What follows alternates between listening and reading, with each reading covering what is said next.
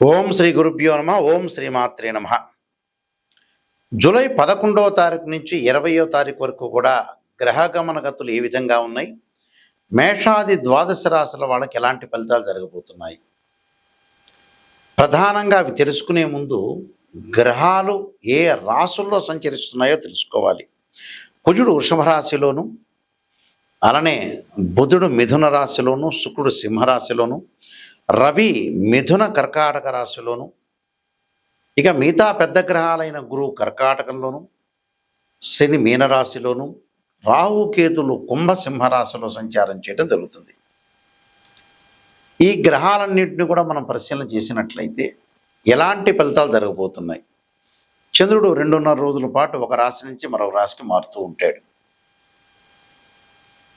మేషాది ద్వాదశ రాశుల వాళ్ళకి గోచారరీత్యా చెప్పబడే ఫలితాల్లో ఈ 10 రోజుల పాటు ఎలాంటి నిర్ణయాలు తీసుకోవాలి, ఎలాంటి ఉద్యోగ ప్రయత్నాలు, వ్యాపార ప్రయత్నాలు, ఎడ్యుకేషన్ పరంగా, వివాహపరంగా, ఆస్తిపాస్తుల విషయంలో కానీ, కోర్టు సమస్యలు కానీ ఎలాంటి జాగ్రత్తలు తీసుకోవాలి, ఎలాంటి నిర్ణయాలు తీసుకోవాలి, ప్రయాణంలో ఎలాగ ఉండాలి అనేది తెలిపేదే గోచారం అంటారు. This is the transit system అంటారు.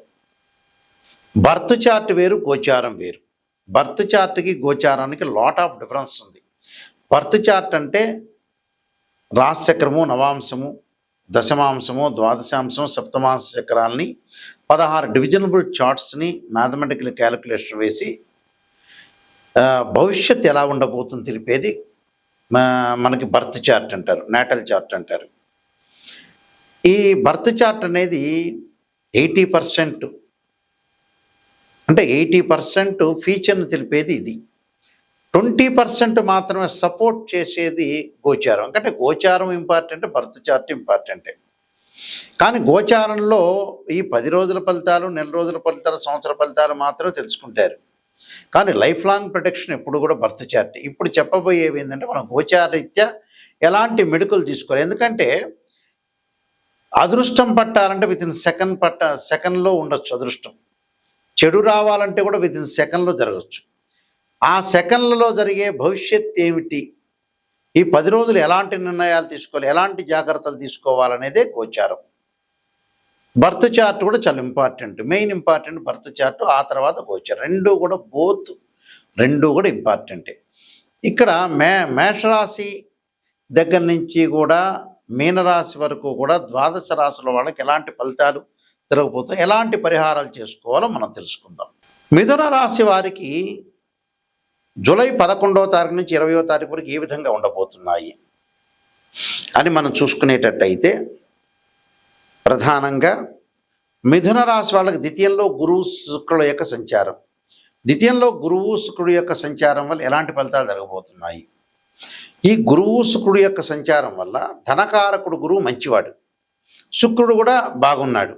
అంటే వివాహ ప్రయత్నాలు, బంగారు ఆభరణాలు, దుస్తులు ఇలాంటివన్నీ కూడా గృహోపకరణ వస్తువులు కొనుగోలు చేయటం, సత్సంబంధాలు, కుటుంబ సౌఖ్యము, కుటుంబంలో అనుకూలంగా ఉండటం, భార్యాభర్తల మధ్యలో అనుబంధం బాగా పెరగటం, డిస్ప్యూట్స్ పోయి బాండింగ్ బాగా పెరగటం, బంధుమిత్రులతో కలహాలు లేకుండా ఉండటం, బంధుమిత్రుల యొక్క కలయిక, వాక్కు వల్ల సమాజంలో గౌరవం ప్రతిష్టలు బాగా పెరగటం, శుక్రగ్రహ గురువు వల్ల కూడా ఆర్థిక పరంగా పుంజుకునే అవకాశాలు బాగా ఎక్కువ ఉంటాయి. ఆర్థిక పరంగా లావాదేవీలు బాగా ఎక్కువగా ఉంటాయి. అయితే మిగతా గ్రహాల యొక్క పరిస్థితి ఏమిటి అంటే, బుధుడు వల్ల వ్యాపారంలో కొంత పెట్టుబడి పెట్టాలి, ఎక్కువగా పెట్టుబడి పెట్టకూడదు. అలానే కుజుడు యొక్క ప్రభావం వల్ల కూడా వాహన ప్రమాదాలు, ఆవేశము, నిర్ణయాలు చాలా జాగ్రత్తగా తీసుకోవాలి. వ్యాపారస్తులకి మంచి లాభాలు వచ్చే అవకాశాలు బాగా ఎక్కువ ఉంటాయి. ఆర్థికపరమైన లావాదేవీల విషయంలో కొంత జాగ్రత్త అవసరం. తొందరపాటు నిర్ణయాలు తీసుకోకూడదు. కుటుంబ సభ్యులతో సంతోషంగా గడిపే అవకాశం ఉంది. ఆరోగ్యంపై శ్రద్ధ పెట్టే అవకాశం ఉంది. విద్యార్థులు పోటీ పరీక్షలో ఉత్తీర్ణ సాధించే అవకాశాలు ఉంటాయి. వాళ్ళకి కుజుడు, రవి, శుక్ర, శని గ్రహాలు కొద్దిగా అనుకూలంగా లేదు కాబట్టి అంగారక గాయత్రి మంత్రం, అంగారకాయుధ్నే శక్తి అస్తాయి ధీమే తన్నో భౌమ ప్రచోదయాత్ అనే మంత్రాన్ని, సూర్యుడికి సంబంధించిన అష్టకాన్ని, సూర్య అష్టకాన్ని ఆదివారం రోజున, అలా లలితా సహస్రనామ పారాయణం శుక్రవారం చేయటం, దక్షిణాకాళి స్తోత్రాన్ని పారాయణం చేయాలి శనివారం రోజున, నల్ల నువ్వులు దానం చేయటం వల్ల వీళ్ళకి మంచి జరిగే అవకాశాలు ఖచ్చితంగా ఉంటాయి. జాతకం అనేది 2 భాగాలుగా ఉంటుంది. ఒకటి గోచారం, ఒకటి బర్త్ చార్ట్. బర్త్ చార్ట్ని డివిజనబుల్ చార్ట్స్ చేసి 16 లగ్న కుండల్ని అనాలిసిస్ చేయాలి. ఒక్కొక్క లగ్న కుండలి ఒక్కొక్క అంశాన్ని తెలుపుతూ ఉంటుంది. నవాంశం వైవాహిక జీవితం, దశమాంశం ప్రొఫెషనల్ సంబంధించింది, వృత్తి సంబంధించింది, వృత్తి ఉద్యోగాలకి, సప్తమాంశం సంతానము. అంటే D1 చార్ట్ దగ్గర నుంచి రాశి దగ్గర నుంచి D16 చార్ట్స్ వరకు అన్నీ అనాలిసిస్ చేయాలి. అన్నీ అనాలిసిస్ చేసి నిజాన్ని తెలుసుకోవటం చాలా ఇంపార్టెంట్. ఇక్కడ చాలామంది కూడా నిజాన్ని తెలుసుకోవటం అనేది పెద్ద ఇంట్రెస్ట్ ఉండదు మనిషికి. అబద్ధాన్ని తెలుసుకోవటం ఉన్నంత ప్రయారిటీ నిజానికి ఉండదు. కానీ నష్టపోయేది ఎవరు? ఆ మనుషులే నష్టపోతారు. సత్యదూరం అంటారు. ఎప్పుడు కూడా అసత్యపు ముసుగులో ఉండకూడదు. అసత్యపు ముసుగులో ఉంటే వేస్ట్ అయిపోయినట్టు జీవితం.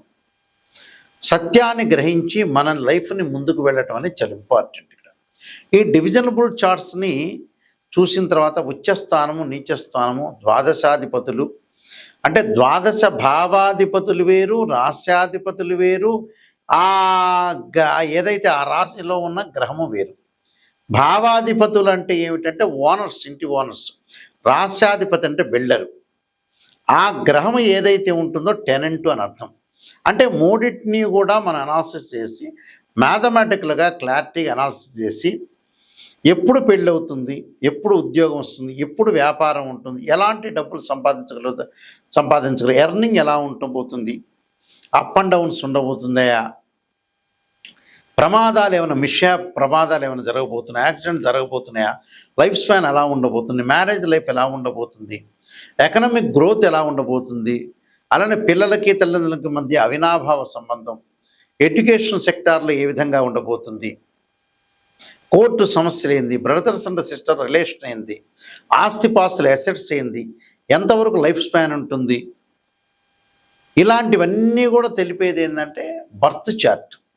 గోచారం ఏంటంటే ఆ వితిన్ సెకండ్స్లో ఎలాంటి మార్పులు, ఎలాంటి చేంజెస్, ఆ 10 రోజుల పాటు ఏ విధంగా ఉండబోతుంది లైఫ్ అనేది ఎలా లీడ్ చేయాలి అని చెప్పేదే ట్రాన్సిట్ సిస్టమ్ అంటారు. ఒకటి ట్రాన్సిట్ సిస్టము, ఒకటేమో బర్త్ చార్ట్. రెండింటిని క్లబ్ చేసి చెప్పడం వేరే ఉంటుంది.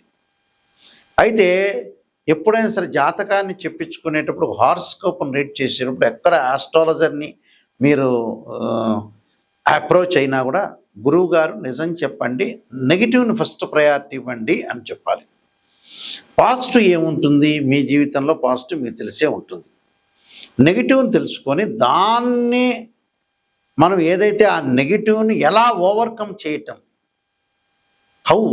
ఎలా ఓవర్కమ్ చేయాలి, రెమెడీసా, లేకపోతే మనలో మార్పా, మనలో చేంజా, మన ప్రజలతో మాట్లాడే సన్నివేశాల, సంబంధ బాంధవ్యాల, ఎలాంటి నిర్ణయాలు తీసుకోవాలి, ఎలాంటి డిసైడ్ చేయాలి అనే విషయాలు తెలుసుకుందే హారోస్కోప్ ద్వారా కరెక్ట్గా తెలుసుకోవచ్చు. ఇన్ ఫ్యూచర్ అనేది హారోస్కోప్ అనాలిసిస్ చేయాలి. చాలామంది కూడా ఈ మధ్యకాలంలో ఏంటంటే రకరకాల వ్యక్తులను సంప్రదిస్తుంటారు. కుజదోషం అనగానే 13 నక్షత్రాల కుజదోషం ఎగ్జంప్షన్ ఉంటుంది.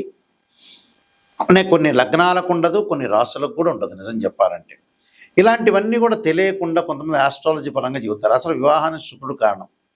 ఇలాంటివన్నీ కూడా మనం తెలుసుకొని ముందుకెళ్ళటం చాలా ఇంపార్టెంట్.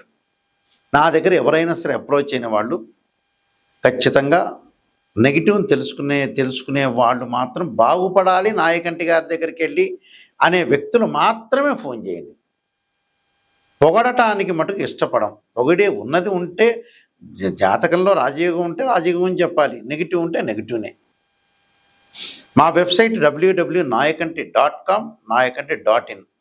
నేను నెంబర్ ఆఫ్ ఆస్ట్రాలజీ బుక్స్ రాశాను. అందులో కాలసర్పయోగము, కాలసర్పయోగ చంద్రిక, రాహుకేతులు, ఛాయాగ్రహాలు, స్వప్నశాస్త్ర ఫలదీపిక, అలానే సర్వదేవతా గోత్రపులు పార్ట్ 1, పార్ట్ 2, పుత్రగణ ప్రతివ్రతము, బృహత్ పరిహార సింధు, జాతక చంద్రిక, వివాహ మార్తాండము, అలానే బృహత్ పరిహార సింధుతో పాటు నవగ్రహ దోషాలు పోవడానికి దశమహావిద్యలు, production of astrology, transit system result, ఇలాంటివన్నీ తెలుగు, ఇంగ్లీష్లో రాశాను. ఇవన్నీ కూడా రాజమండ్రిలో మోహన్ పబ్లికేషన్ వారి దగ్గర దొరుకుతాయి. ఈ పుస్తకాలన్నీ కూడా మీరు వాళ్ళ అప్రోచ్ కావచ్చు. అయితే నా దగ్గర కూడా ఈ బుక్స్ అనేది కూడా దొరుకుతాయి. వాళ్ళని కానీ మమ్మల్ని కానీ అప్రోచ్ కావచ్చు. మా వెబ్సైట్ చూడండి.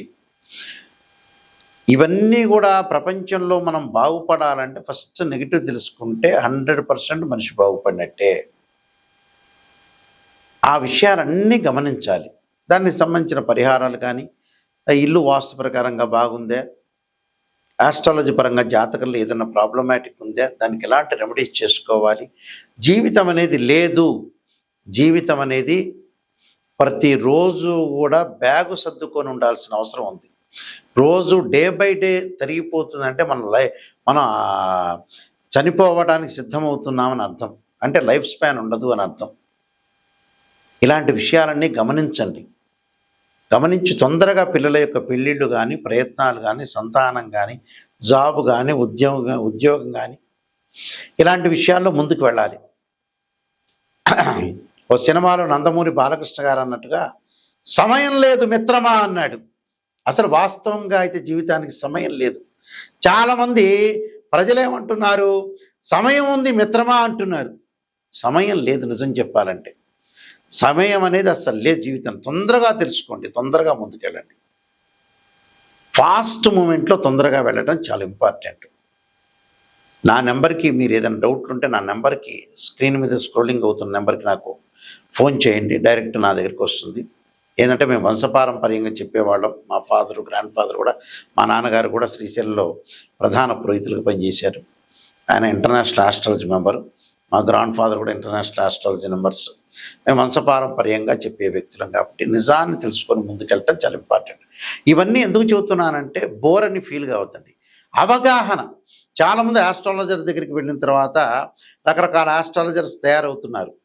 వాళ్ళ దగ్గరికి వెళ్ళిన గురువు గారు ఇది చెప్పలేకపోయాడు, మా అమ్మాయి యొక్క వివాహం అనేది ప్రాబ్లమాటిక్ అయింది, ఆయన చెప్పింటే మేము రెమెడీ చేసుకునేవాళ్ళం, ఆయన తెలియని వాళ్ళు బొచ్చేడంతమంది ఉన్నారు దేశంలో. తెలిసిన వాళ్ళు అతి తక్కువ మంది ఉన్నారు.